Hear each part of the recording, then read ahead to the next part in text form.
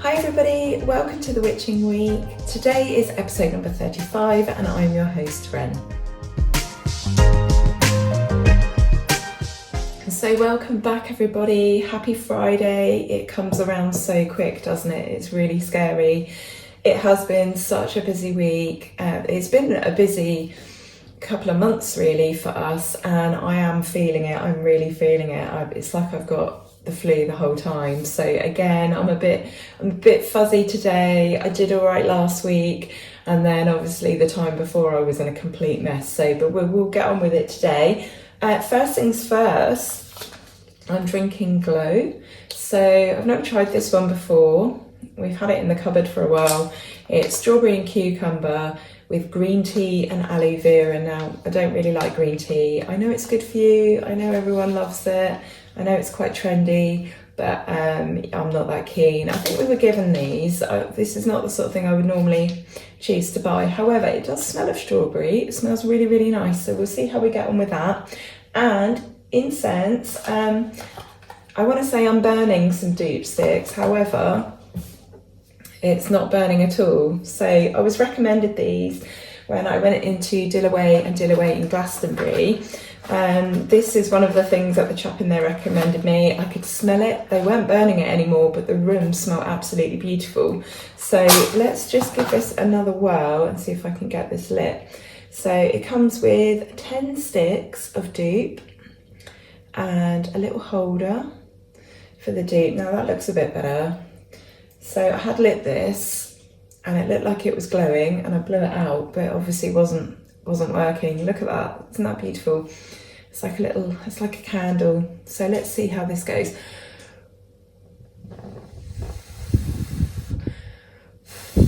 That looks much better. That looks much better. That's better than where we were. Let's just make sure. I think I might fill this tiny kitchen up with smoke. Let's see. Let's just make sure, and then we can get on. Yeah, that's good. We're rocking and rolling now. So yeah, this stuff is fantastic. It is called, it's just called Sandal Deep Sticks. Give it a try. It's really, really nice. So, happy Beltane. Happy Beltane. Now there's a reason why I'm saying happy Beltane to you on the 5th. Today is astrological Beltane. So some people, some traditions actually celebrate the Sabbats in relation to the sun being at a certain point in its astrological circuit. So when the sun is in a certain amount of degrees. So today the sun is in 15 degrees Taurus, and we are exactly halfway between Ostara, which was the spring equinox, and Litha, which is the summer solstice. So if you haven't had time to celebrate, you didn't make it out anywhere, there is still time. There is still time. So our celebrations have been going on really for a few days. I'm going to tell you about those in a minute. But yeah, we've been celebrating since the 1st. So the fact that today is astrological Beltane is just an excuse just to carry on. So there's a couple of things I want to read you first from A Year of Pagan Prayer. Like I said before, I try not to get this out too often. It tends to be sort of every other Sabbath, but it's just so beautiful and it's got so much good information in. So I just want to read a little bit to you, and then there are a couple of poems. So it says here that May is a season of flowers and fertility. Indeed, the month takes its name from the Greek goddess Maya, whose name means growth. Now the hours of daylight lengthen, carrying with them the promise of a warm and fertile summer, and animal life flourishes. The month begins with the ancient Celtic fertility festival of Beltane, an extremely popular celebration that lasted, as May Day, long after the arrival of Christianity. Later in the month, Maya's trickster son, Hermes, or Mercury, is honoured during his own holiday, the Mercuralia.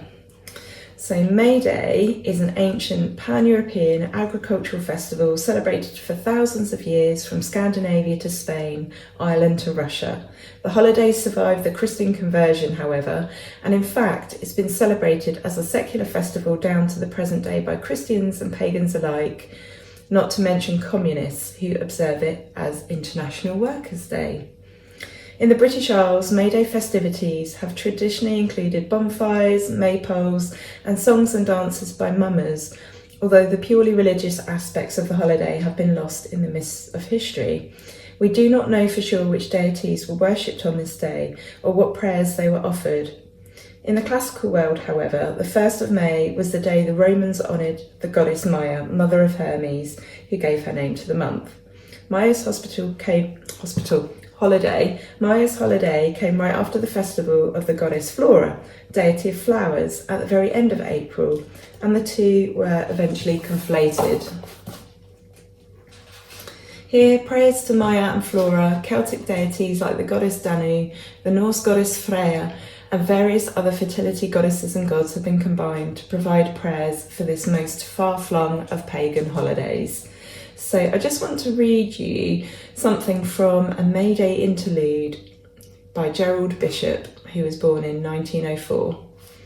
On this May Day, in form we cannot see, the winter god may northward speeding be, driven by the warm breath of the summer god, who comes all sweetly clad in palest green.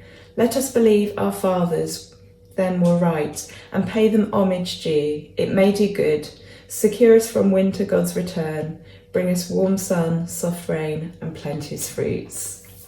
And I just want to add to that, this is from May Day by Ralph Waldo Emerson. And he lived between 1803 and 1882. And the little bit of text here before the poem says, for hundreds of years, humans have celebrated May Day by taking to the fields and woods, up and away. Where shall we keep the holiday and duly greet the entering May? Too straight and low our cottage doors, and all unmeet our carpet floors, nor spacious court nor monarch's hall suffice to hold the festival. Up and away, where haughty woods front the liberated floods, we will climb the broad-backed hills, hear the uproar of their joy. We will mark the leaps and gleams of the new-delivered streams, and the murmuring rivers of sap mount in the pipes of the trees, giddy with day to the topmost spire, which for a spike of tender green bartered its powdery cap, and the colours of joy in the bird, and the love in its carol heard, frog and lizard in holiday coats, and turtle brave in his golden spots, while cheerful cries of crag and plain replied to the thunder of river and main.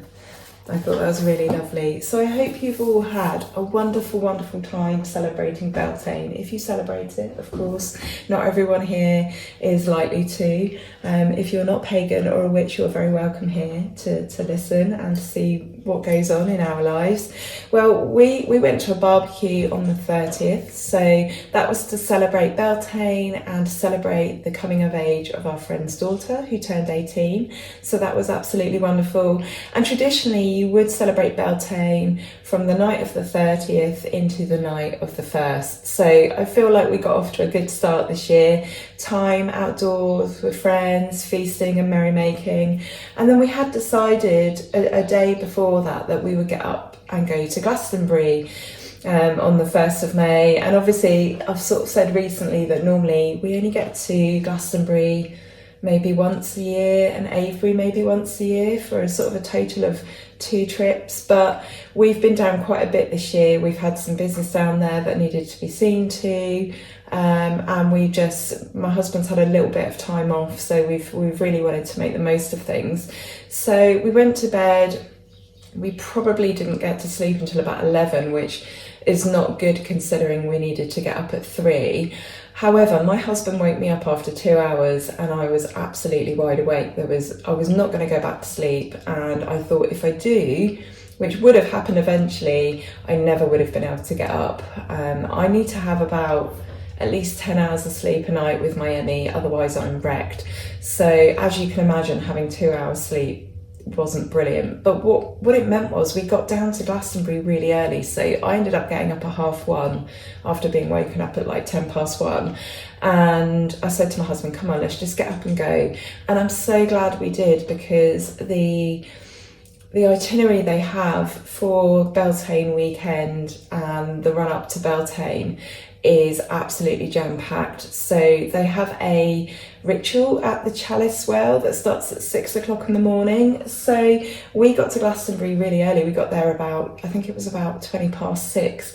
So we walked up to the Chalice Well, and they had a really big crowd there, and they had a bellfire, they had a Beltane fire. So we started off the day hand in hand jumping across the bellfire, which was just beautiful. And that lovely idea of, you know, out with the old, in with the new. Obviously each festival is an opportunity to start the wheel again, and obviously this is the beginning of summer, the beginning of growth and evolving and love and all those wonderful things. So it was actually a stroke of luck. We've never done Beltane in Glastonbury before, been there hundreds of times, done the Frost Fair, done lots of activities down there, but this is the first time that I've actually been down on one of the subbats and joined in with the celebration. So we didn't really know what to expect. I had a rough idea. I've been doing some research and on some groups, and I knew there was something going on at the Chalice Well, but I wasn't sure if we could at that point just walk in because we were obviously a bit late. But no, it was just a bonfire in a field. They had people singing and drumming. It was absolutely beautiful. So we did that at 6:30. And then we wandered back into town, and we had a nice cuppa to warm us up and to get us ready for the rest of the morning, which started at about 10 o'clock, I think. There were lots of people milling around, gave us a chance to go to the toilet. I went and got my staff because I realised at this point there was going to be some walking. And so I went and got my headdress on, and we were ready. And then people started to assemble at the bottom of the high street round about, I suppose, 9:30.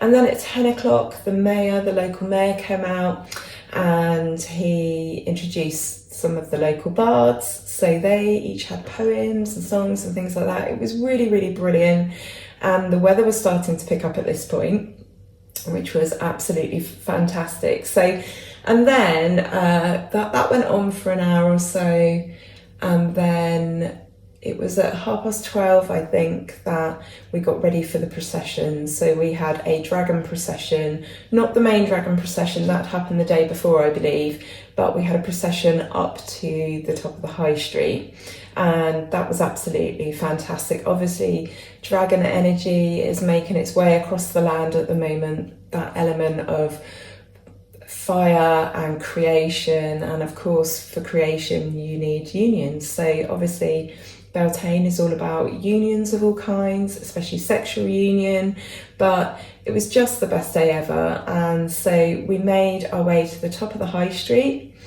with the dragon, and with the long dragon. They've got a colourful dragon that snakes its way up, and then they went back down the high street. It's not a long high street, it's not a very big high street, but at this point I must admit I was starting to struggle a little bit.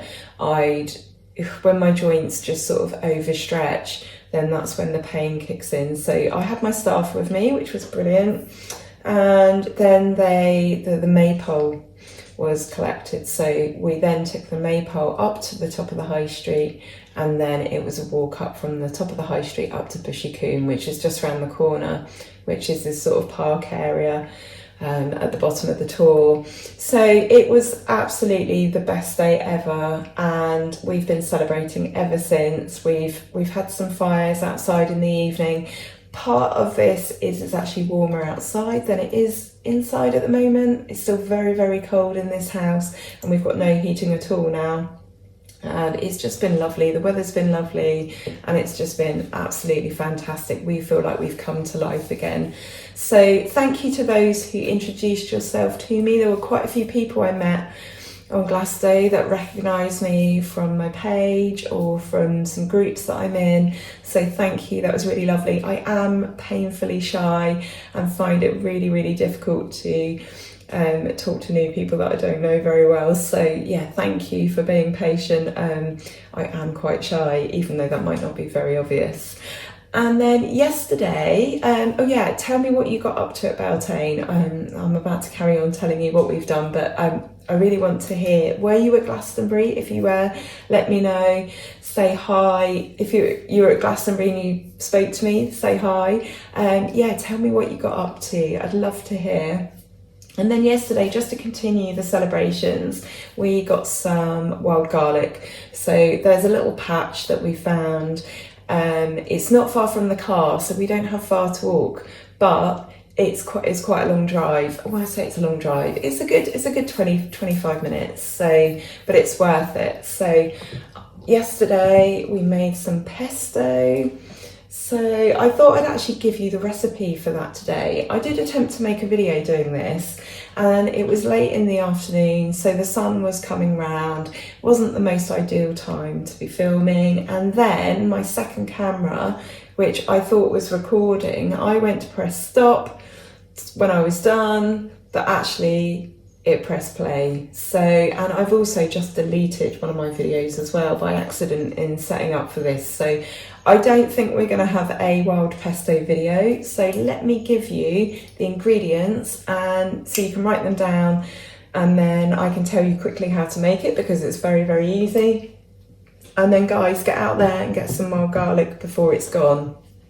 Obviously, when I say that, I mean it's finished its season. Don't go out and decimate a patch of wild garlic. Make sure you leave some for the animals, for the deer and whatnot, but you don't need very much. You only need 150 grams worth. So grab a pen and a paper, and I'm going to tell you what you need. You need 150 grams worth of wild garlic. You need 2 garlic cloves. You need the zest of half a lemon. You need the juice of 1 lemon, 150 mils of rapeseed oil, 50 grams of Parmesan cheese, and 50 grams of pine nuts. And obviously you can rewind this video or pause it while you're writing that down. I doubled up, so if you look at the size of this jar, I use probably 3 times the amount of wild garlic. So I mean, that was a big bag, but once it's processed down, you do need a food processor for this, obviously. It makes about that much. So this is kind of a small jar. However, that will do quite a bit of pasta. And what you do is you just, you run it through some cooked pasta, and this will keep in the fridge for about 14 days. So what you do is you chop up, so wash it and rinse it and pat it dry first, but you chop up the wild garlic as fine as you can with your knife. You want to mince the garlic, you want to zest and juice the lemon, get the rapeseed oil ready, grate the Parmesan cheese if it's not broken down already, and the pine nuts just go in as they are. And basically it all goes in the food processor and you just blitz it. That's it. It's so easy. It's so easy. There's not much to it at all. And like I say, you just run it through some cooked pasta. So cook your pasta, drain your pasta, put some of that in, and then I like to heat it while I'm sort of stirring that in, so it heats up the pesto and it's not cold pesto on hot pasta. So super easy and perfect for a quick meal. So yeah, obviously there's a bit of preparation in going to forage for it, and then the preparation, but it is quite quick. I would just say be very careful that you know what you're picking. If you're not sure, don't do it. If in doubt, leave it out. And just be careful, because in the areas where wild garlic grows, you have lords and ladies, or also known as cuckoo pints, so arum maculatum, and that is very poisonous. So you want to just be careful. But it's a very easy one to ID. The smell is unmistakable. That's usually what gives you an idea that you found a patch or there's one nearby. And also the flowers are really different as well. So make sure you know what you're doing. Get some books, watch some videos, go to some trusted sites, but it's an easy one. It's an easy one, but do be careful, and be careful when you're picking as well. You might know what you're picking, but if you get too carried away and you're not paying attention while you're picking it, you could pick some of the wrong things. So obviously pay attention. Right then, so what's been going on in the last week? There was something I was going to chat to you about in the last one, but I for some reason I missed it off, but yeah, just some interesting news. I don't know if any of you saw, probably not. It wasn't really in the main news. This was just something I stumbled across. But on the 14th of April, a 50-year-old woman, sort of an extreme athlete, she came out of a cave. She'd had 500 days in a cave with nothing more than some art supplies and some books. So she spent 16 months underground, 230 feet below the surface, somewhere, so Granada, so somewhere in Spain. And isn't that just absolutely bonkers? Her name is Beatrice Flamini. I don't know why she did it. I'm guessing she was just trying to break some sort of record. And yeah, can you imagine that? 16 months of darkness in the cold and damp and wet. And I would think that she probably had some days. I don't know, maybe she didn't. Maybe she likes being in that kind of environment. But I would definitely have some days where I'd be like, right, enough's enough now. I mean, the winter is enough for me. And that's with light. So without I don't know how cold it got down there. I don't know. I'm going to have to look further into this, but I just thought you guys might be interested, and then you can look further into it if you're interested. But yeah, 500 days in a cave, 16 months. That's just ridiculous. That's your birthday. That's Christmas if you celebrate it. That's, yeah, all sorts. And that got me onto what's trending at the moment. So I went to the trending page on YouTube, and apparently trucking with James is what's trending. HGV videos, that's clearly where I'm going wrong. Trucking with James. So I doubt we're going to have trucking with Ren, although actually I did used to work many moons ago. I did work on a lorry yard. I was a transport administrator, and I had about 35 HGV drivers that I used to personally have to boss around. So we could have trucking with Ren. I don't think it's going to work, but I don't have a truck. But apparently that's where it's at the moment, and that's where I'm going wrong. I also saw the official teaser, not the official trailer, but the official teaser for The Witcher. And I wanted to know, so this is season 3 coming up, I wanted to know what you guys think of The Witcher. Now, don't get me wrong, I absolutely loved Henry Cavill in The Tudors. I thought he was brilliant. He's one of my favourite actors. He's pretty easy on the eye as well, let's face it. He's an absolute nerd, so that makes him even more beautiful. But I thought The Witcher was boring. I'm sorry, maybe I need to watch it again and pay more attention this time. But is anyone with me on this? I know it's controversial. I know everyone's going to hate me for that, but I thought The Witcher was boring. I thought it started off okay, but as we got on into as we got on into season 2, I think I was bored by the middle of season 1, and I can't really remember what happened, but that's no indication of whether something's good or not, because I can't remember anything. But yeah, tell me, did you think The Witcher was boring or not? I thought it was. So maybe I need to watch them again and get ready for season 3. Maybe I should just watch season 3 anyway on its own. I don't know, but yeah. Not a fan, I'm afraid, not a fan. So yeah, going on to more controversial views, we've got the coronation tomorrow of King Charles. And the reason I say more controversial views, I don't really do political on here, do I? I tend to stay away from that. And I wouldn't say that I'm anti-monarchy, I'm not. However, I'm increasingly finding myself, I've always been a fan, or was always a fan of the royal family in a way, but I'm just finding myself increasingly frustrated with the situation. So we've got a massive do tomorrow being paid for by the taxpayer. Before everyone shouts at me, oh, but they bring loads of money into the UK. They do, but they don't pay any inheritance tax. They don't contribute really. And I'm just finding it increasingly difficult to support such a lavish way of life when we have got so many families right now that cannot heat their homes. And I'm not talking because of the situation we're in. We're in an unusual situation in that we bought a really, really old house, and we're on one, I cannot find my words today. We're on one proper income. So And yes, that's because, one of us has health problems. So, we would have two otherwise and we don't, and things have been difficult for us as well. But I'm talking about the families where, mum can't afford a coat for her child, children are not having breakfast at all and the house is cold.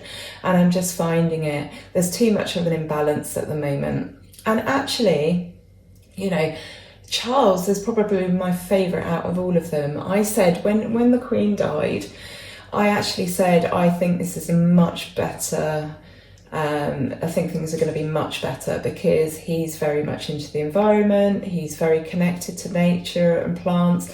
Their coronation invitation, they've got a little green man at the bottom, they've got all the different plants on it that represent different things, like rosemary for remembrance. I need to put my teeth in today. And actually, I like Charles the most. He has been the one that has spoken up at times in the past when it was considered that he shouldn't have. And I actually like him the most out of all of them. And don't get me wrong, I really like William and Kate as well. I think they're very, very good and they do their job well. However, I'm just still questioning the relevance. And from a historical point of view, yeah, we've always had kings and queens. So from that respect, I don't have a problem with it. However, I just think it needs to be different. And I just think that with all their billions and billions of pounds, maybe they should have paid for it themselves. And in terms of us being offered the chance to pledge allegiance to him tomorrow, not going to happen. I feel that he is in service to us. So I feel like the only people who should be pledging any kind of oath are him. But like I said, I like Charles the most out of all of them. And I don't mind Camilla either. I think they're a good pair and I think they work well together. But yeah, outdated, unnecessary. And I know people will say, well, it's something for everyone to look forward to after such a hard winter. That's not a good reason. We should be sorting things out in society so that people aren't having a hard winter. Anyway, that is my little rant for this morning. I don't do political on here. However, I thought I'd tell you about some weird and wonderful news this week. Fake Boris. A fake Boris was arrested by Dutch police. He had a driving licence. He was arrested on suspicion of drink driving. He had a driving licence with Boris Johnson's face on, his date of birth, his name, but it was a Ukrainian driving licence. So a whole load of weird there. I don't quite know why you would go to the trouble of creating a fake licence in the image of a prime minister who doesn't belong to that particular country that the licence is for, in a third country where you don't look like that prime minister. So that's just a whole load of bonkers, isn't it? But I thought that was very funny. And then we recently had in a Belgian town a seagull imitation championship. Now this made me laugh because my husband and I were quite silly, and when we first met we used to have an aggressive meowing competition. So for me, I was really pleased when I saw this because it meant that there are other bonkers people out there. And apparently this is the third European seagull screeching competition. There were 50 participants and it was judged by a professional jury. So I would like to know who and what made up that jury exactly. However, the contest aimed to change the image of the seagull's image, because they get a bit of a bad rap, don't they? But like the people who organised this said, the coast and seagulls go hand in hand. You don't have one without the other. So I think actually underpinning this was, a really, really lovely idea, trying to make seagulls more popular. Because they will harass you, won't they? If you've ever been to the coast, if you've ever sat at the coast and had fish and chips, and I'm thinking of one place in particular, I'm thinking of the sort of Mayflower Steps area of Plymouth, and there's lots of little restaurants down there and little fish and chip places and seats where you can grab your fish and chips and then go sit, and you will be harassed by these huge seagulls. I mean, they're massive, they're huge. you know, they would do you some damage if they wanted, but they just bug you. They bug you and bug you and bug you and won't leave you alone. So I don't know how successful they're going to be at changing people's view of seagulls. I don't know what Belgian seagulls are like, but over here they're big, aggressive, and I'm going to say annoying, but actually I quite like them. I quite like seagulls. But anyway, right, let's get on to some tarot. So a few of you messaged me and said that you had both the Chariot and what was the other one? The Tower in your tarot pools this week. So that was very interesting that we're all pulling the same cards now. So let's see what we get today. I have decided to use a different deck today. I thought, I'm just going to move these bits of paper. I've just given all my secrets away now, haven't I? I just have to write down the topics that we're talking about, otherwise I'll miss something out and I'll forget something. So it's not even so much what I'm going to say about them, it's just I need a list of topics so that I remember everything. So today I thought we'd use the Druidcraft Tarot. Now I absolutely love these. I love the images on these. I love the brown backs. The images are just stunning. They're so bright and colourful. However, they're really big. They're quite big. I find it quite difficult with my hands to actually, like, it's really hard to get your hands around them, but they are lovely. So I thought, let's have a reading today with these. So let me know in the comments what you've been up to, what you did for Beltane, what you've got coming up in the next couple of weeks and the next couple of months. Tell me a story. Tell me a joke. Just, yeah, I want to hear from you guys. You guys are so good at leaving comments. It's lovely to hear what you've all got to say. So I've actually got 2 copies of this deck. I've got this one, which is really, really well worn now. And on some of the cards, actually, let me show you. Yeah, like there's that mark there. I can't remember what card that is. But I've got another deck, I've got another copy of this, and it's in pristine condition because I loved it so much. But these are the ones that I would use. Right, I don't know how many we're going for today. I'm just going to pick them intuitively. Yeah, so just to add to my little rant on the coronation, so I'm not going to be watching the coronation tomorrow. I'll probably catch some of it on, you know, maybe on the news or something, but I'm not going to watch it. I'm going to be busy anyway with my children. We're just going to go on about our day as per normal. Don't have anything against anyone else that wants to celebrate it, but I just think that there's just some dissonance at the moment between the majority of people and, you know, like what's going on, and the majority of people are struggling, and it's like, can you not see that this is not right? I find it really quite frustrating in some ways. I want more for people. I think, you know, I want them to live in just a fraction of the comfort that, you know, the royal family have. I mean, they've got so many palaces, it's just ridiculous. No one needs that. No one needs that. And it's not about jealousy. It's not about, you know, I'm happy with my life. I'm more than happy with my life. And, you know, I was happy with my life when I was a single parent living in a house with no furniture because I was poor. You know, I never minded that. I was happy. I just think of children and families that are just really struggling, and I just think the gap between the haves and the have-nots is just too big. I just want basic human rights covered. You know, that's where I'm at. I just want people to be warm, fed, watered, have access to healthcare, have access to services. And I just think that, you know, the money that's being ploughed into this country by the working people is not being fairly distributed. And that's, you know, if living conditions in the UK were better, and it's even a joke that I'm saying that, to be honest, like who would have thought that in 2023 we'd be talking about the poor living conditions of the UK. If they were better and everyone was taken care of, I would have no problem at all, you know, having a monarchy. And like I said, I'm not I'm not an anti-monarchist. It's just that I feel like my position has changed as the situation has changed. So anyway, that's just my thoughts for today. And yeah, I don't know if that's going to be interesting for people outside of the UK to hear. Like, I imagine that everyone thinks that we, are sort of all over it. And I think that we are. I think I'm probably in the minority having these views.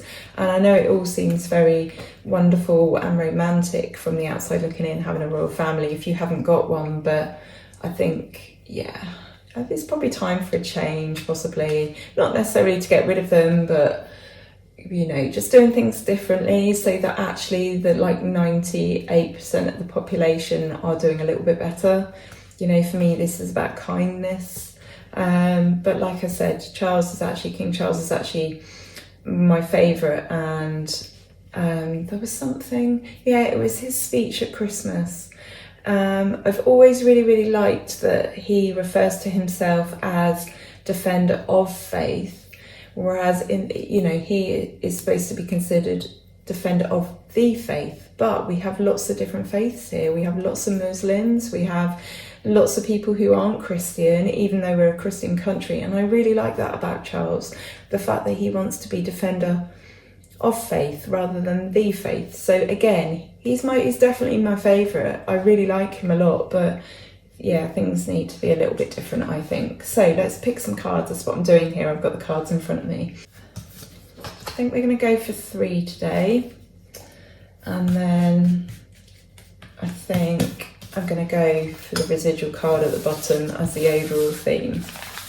Okay, so we have got the King of Swords, we've got the 7 of Pentacles, and we have got a card called Rebirth, which in the traditional deck is Judgment, so number 20.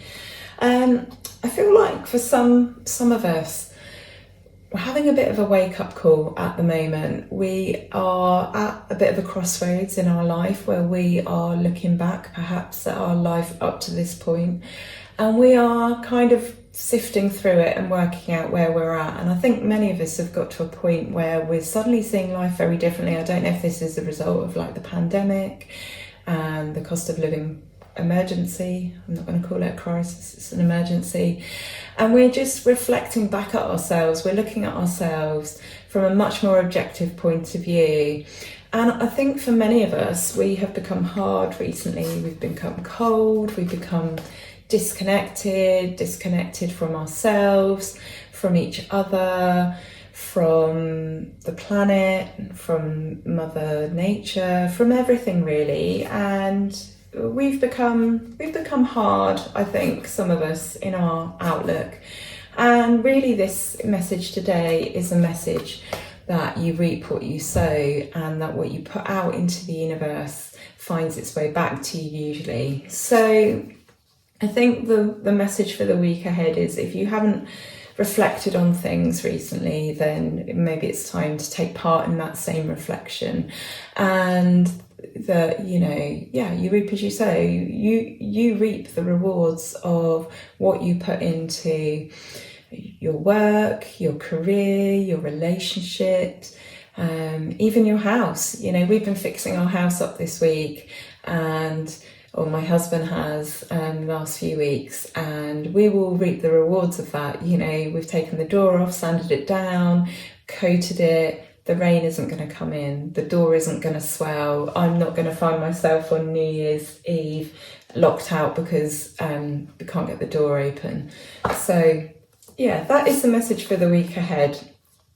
And that's not necessarily, you reap as you sow, that's not necessarily a negative comment. Many of us put nothing but positivity into our lives, but this is just a little nod to take that step back and just review things, review our jobs, review our relationships, review who we are as individuals and people, and how we interact with other human beings. And I'm just going to pull the bottom card from the pack, and we've got the 3 of Wands. So yeah, life is what you make it. Life is the seed you sow, the plans you make, what you put. It's just again, it's, you reap as you sow. That's just another very similar message. Life is what you make it, and it's, you know, the world is yours to look out and survey and see what seeds you have planted. So yeah, that's it for me today. I'll be back next week on Friday. I'm wishing you the best week. Enjoy your Beltane celebrations. You've got full permission from me to continue. It's astrological Beltane today, so have a wonderful weekend and a wonderful week, and I'll be back soon with another episode of the Witching Week. All right, lots of love, take care, goodbye.